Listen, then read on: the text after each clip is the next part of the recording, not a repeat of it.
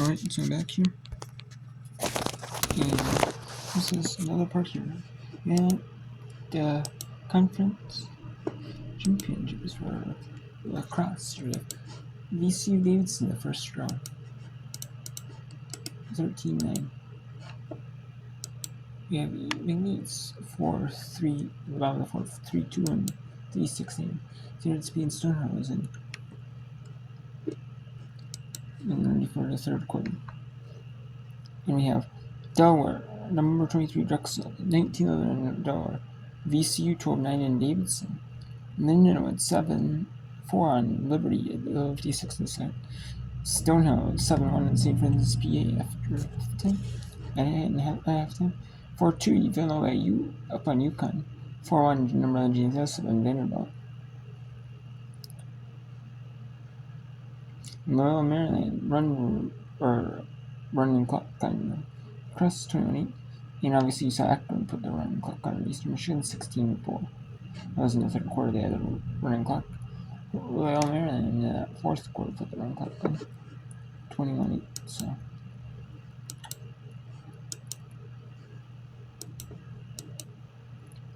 we'll get our first look here at St. Francis, PA and Stonehill. Stonehill is hosting as the number 1 seed on the football field. A bunch of schools, they have football, especially all these smaller schools have football, women's lacrosse, and women's lacrosse. So women's lacrosse is more popular than men's, more teams than men's lacrosse. So it's women's lacrosse, men's and women's soccer, and football. And then or if they have men's lacrosse, there's a men's lacrosse too. And then they have like the track around it, so or the track on the field. So all these schools, they do that. Now then we're 90 on Liberty right there. So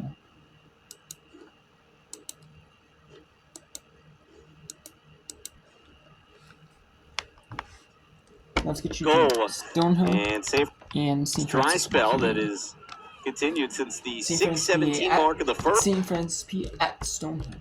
Usually in the conference championships, you see St. Francis P versus St. Francis P at Stonehill. The NEC All-Rookie member Megan Feely was unable to connect, but they'll regroup and get second life on this possession.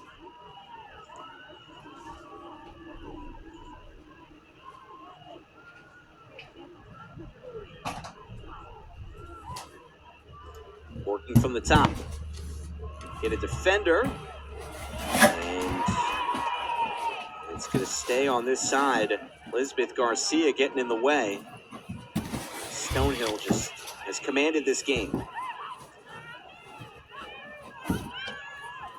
Off a runway, shot whizzes wide from Hannafin.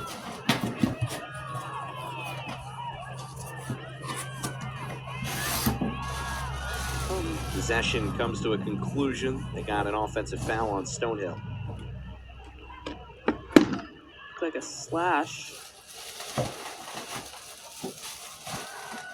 And yeah, it's a yellow card. Hannafin. So usually that's, we'll see if we can get another glimpse at that. That tends to be a dangerous follow-through. Didn't see exactly what took place there. Yeah, let's see. We'll get a look at it right here. Here she is chugging in. Yep, that's open and shut. Can't hit the. Can't really be hitting the defender in the head with your stick, even unintentionally. Yeah, no, of course. It's never intentional. But the call is the call, and there's no gripe from Stonehill. So Hannafin sits for a couple minutes. I also believe that women's soccer is more popular than men's soccer as well, but at least on all the schools, at least soccer, football, cross on the same field, or they have, if they don't have football, same field as football, they have men's and women's lacrosse. They have lacrosse and soccer in the center.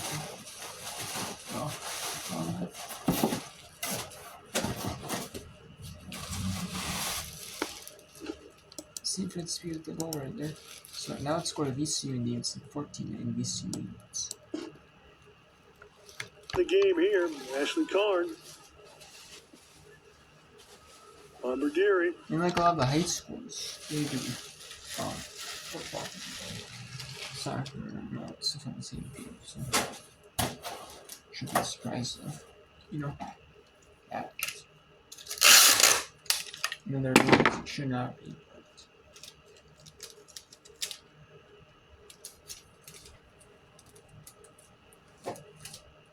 Got an inside presence. George starts the dodgeballs on the deck. Ground ball squirts off VCU. So Davidson gets a badly needed stop. 2 balls on the field. We'll bring it back. That livened things up a little bit.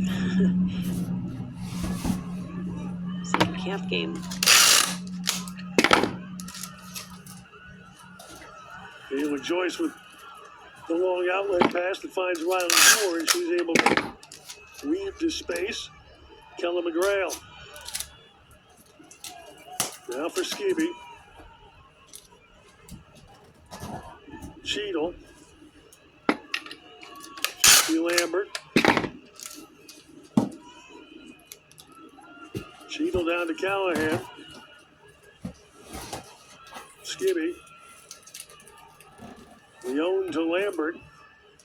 They're moving the ball. Lambert dodging into space. And she cuts the deficit. And that's the key. You just have to, at some point, just penetrate that defense. After that ball was moved, that was well done. No slides, an easy shot. The hardest part was getting there. Well, 8:50 to go now, 14-10 VCU. Josie Lambert able to split 2 defenders and get her 51st goal of the year. 2 today. See, it looks like VCU dropped into a man defense on that, which allowed for that 2-man game.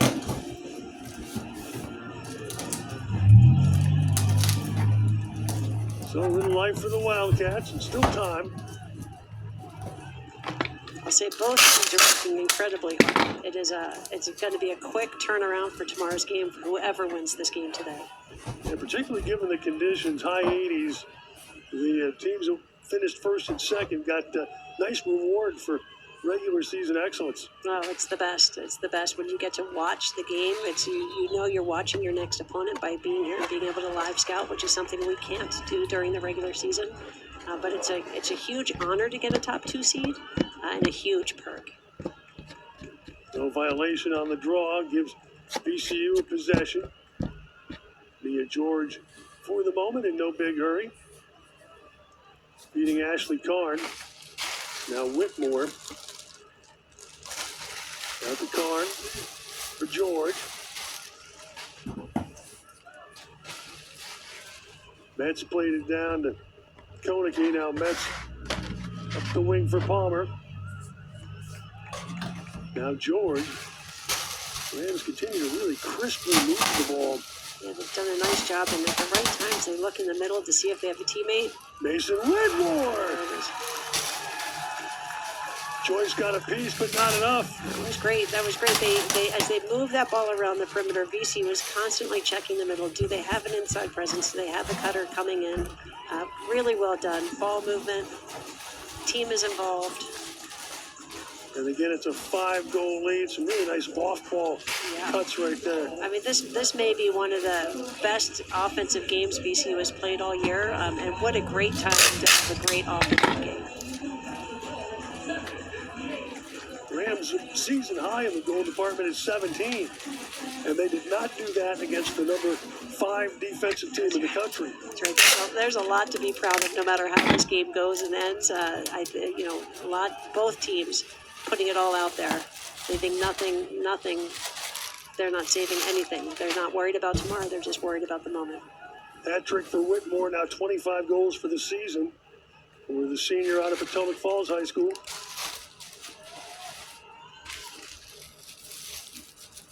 Jones back at the draw. BCU has won 16 of 28. Against Lambert, who comes away with a ground ball for Davidson. Another important draw. Ellie Hartnett for the Wildcats, who times have been really patient. And now the clock's starting to become an issue. And it's taken them a while to get all 7 attackers into their offensive end. And good patience while they wait for their teammates to arrive. Hartnett down to Callahan. Martinez. Riley Cochran. Emmert for Leone, and her shot a little high. And that she cut right in between the 2 defenders. We call that the seam. It was a well-timed cut, and a really good look. Ellie Hartnett for Lambert. Mason Whitmore's check puts the ball on the ground, and a terrific ground ball pickup by Mary Grace Tibbs. And away go the Rams. And another caused turnover. George shoveled it back for Tibbs. She gives it up for Koenigke, and the Rams will get into the sub game. Davidson did a nice job of getting back with the defenders they had on the field. They got back, they got organized, they really effectively stopped that fast break. And now the Rams can start to bleed clock. Palmer.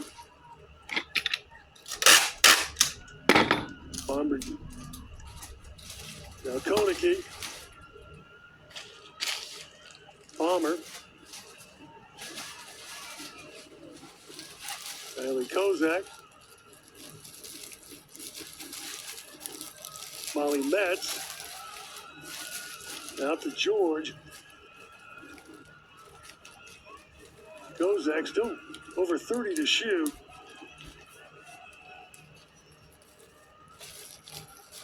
Karn. That big swing pass, really just trying to get the defense scrambling, hustling, sliding from side to side.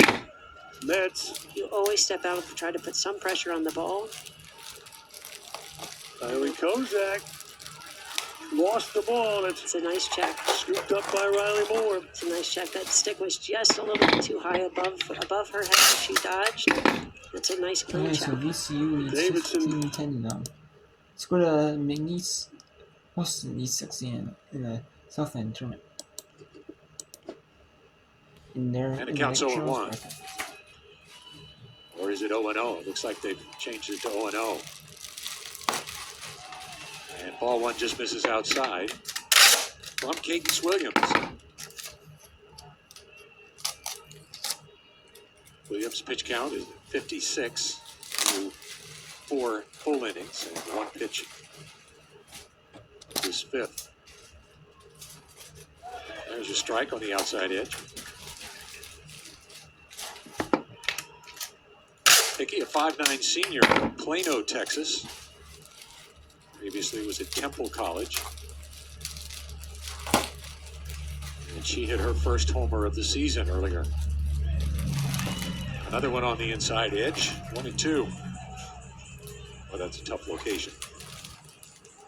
That's a tough pitch. They come right back on the inner half, challenging her to get her hands there. And it just also shows that you can go all season without a home run. And in the most important game, or one of the most important games of the season, you come up and you hit a home run for your team. And that's really what's keeping them in this ball game right now.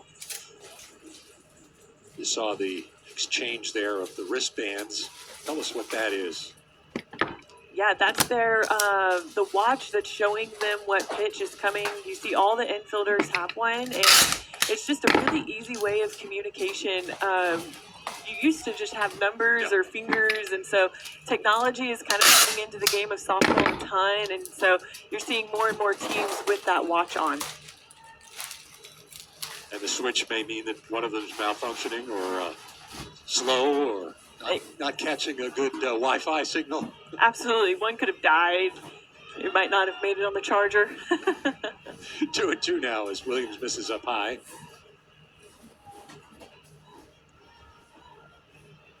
Hickey out of the right-handed batter's box, now back in. Slightly open stance. She leads off this 5th. Ground ball left side. It spins foul.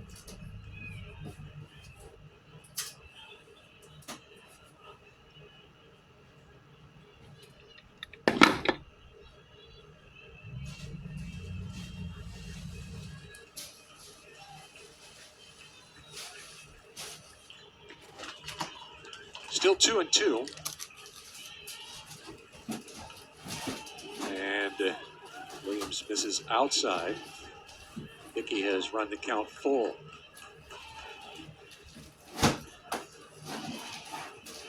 I've been really impressed with Hickey's at bat. She's seen a lot of pitches. She's seen the backdoor, the curve. She's seen the off speed.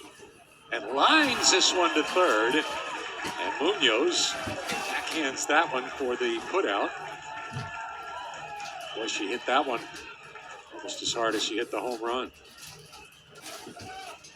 Absolutely. This is a backdoor curve, a really good location, and she just extends her hands. A really great play by Jada Munoz, moving towards the line, up in the air. What a great snag. One down in the fifth for the Lions. Here's Kaysen. Kaysen 0 for 1. Left-handed hitter. Inside corner strike.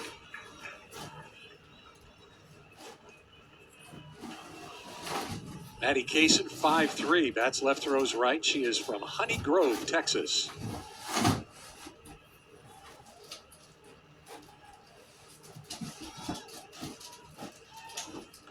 A 1 pitch, just missed downstairs. It's a close miss right there. I love that. After she goes a curveball inside, she tries to take it again, and that's maybe a ball down. It's a really good of climbing that ladder and trying to extend the plate 1 pitch at a time. 1-1 pitch. She shows bunt, pulls the bat back as she runs down the first baseline. Takes ball 2.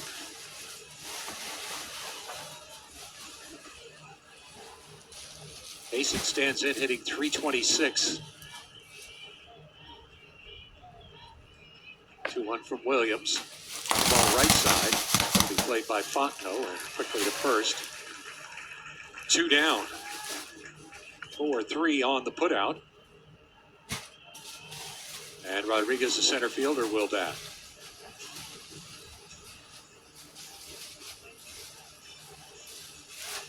Rodriguez at .289 is 0 for 1 in this game. Rodriguez, a 5'6" junior. She is from Little Elm, Texas.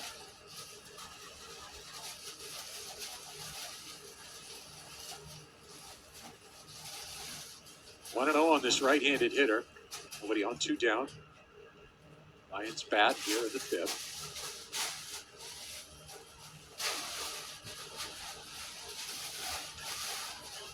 Fouls that one back to the backstop. Over towards the McNeese dugout. Coach of the year in the Southland Conference, James Landreneau right there to knock that one out into the other play.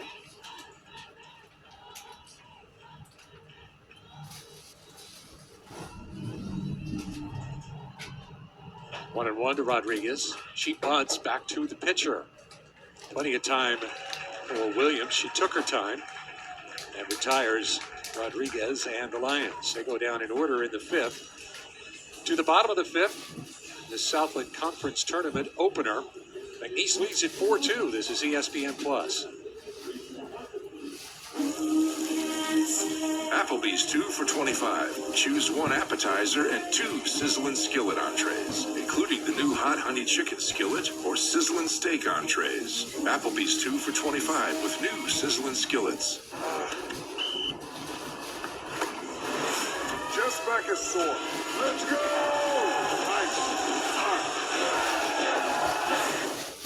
Ice works fast, heat makes it last. Icy Hot, you're so back.